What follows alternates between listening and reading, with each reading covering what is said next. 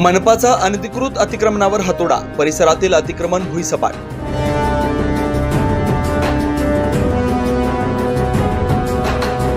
सिडको परिसरातील जलशुद्धीकरण केंद्राच्या संरक्षण भिंतीलगत असलेल्या अतिक्रमणावर नाशिक महानगरपालिकेच्या सिडको विभागीय कार्यालयाच्या वतीनं हातोडा चालवण्यात आला।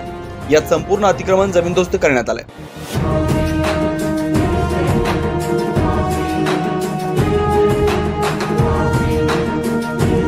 आज सकाळी 10 वाजताच्या सुमारास अतिक्रमण विभागाचा मोठा फौजफाटा पोलीस बंदोबस्तासह सिडको परिसरातील जलशुद्धीकरण केंद्राच्या संरक्षण भिंतीलगत असलेल्या अतिक्रमणामुळे येथे वाहतूक कोंडीची समस्या जाणवू लागलेली होती।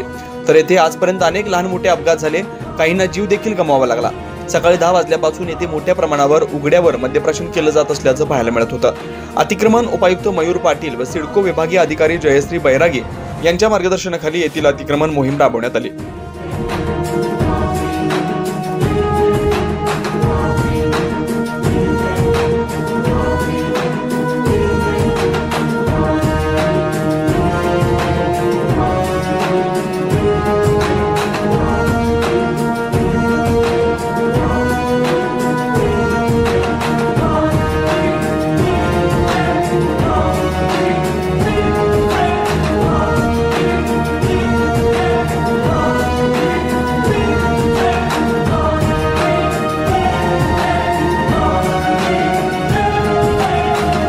नाइन न्यूज महाराष्ट्रासाठी प्रतिनिधी नितीन चव्हाण, सिडको, नाशिक।